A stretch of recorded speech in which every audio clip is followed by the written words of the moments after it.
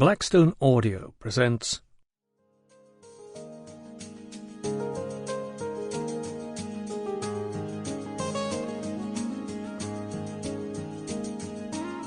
A Writer's People, Ways of Looking and Feeling, an essay in 5 parts by V.S. Naipaul.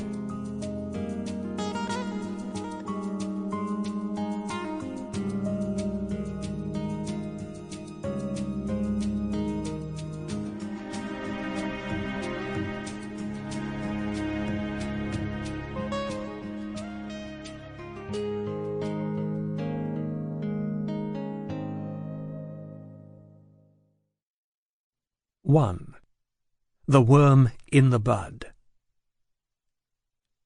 Early in 1949, in Trinidad, near the end of my school days, word came to us in the 6th form of Queen's Royal College that there was a serious young poet in one of the smaller islands to the north who had just published a marvellous first book of poems. We had never had news like this before, not about a new book of poetry, or about any kind of book, and I still wonder by what means this news could have reached us. We were a small, mainly agricultural colony, and we said all the time, without unhappiness, that we were a dot on the map of the world. It was a liberating thing to be, and we were really very small. There were just over 500,000 of us. We were racially much divided. On the island, small though we were, the living half-cultures or quarter-cultures of colonial Europe and immigrant Asia knew almost nothing of one another. A transported Africa was the presence all around us, like the sea.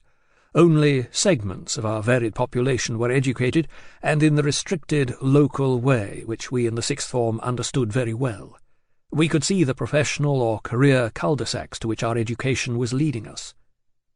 As always in these colonial places, there were little reading and writing groups here and there, now and then, harmless pools of vanity that came and went and didn't add up to anything like an organised or solid literary or cultural life. It seemed unlikely that there were people out there who were guardians of the life of the mind, were watching out for new movements, and could make a serious judgment about a new book of poetry. But in the strangest way, something like that happened. The young poet became famous among us. He came from the island of St. Lucia. If Trinidad was a dot on the map of the world, it could be said that St. Lucia was a dot on that dot. And he had had his book published in Barbados. For island people, the sea was a great divider. It led to different landscapes, different kinds of houses, people always slightly racially different, with strange accents. Sample complete. Ready to continue?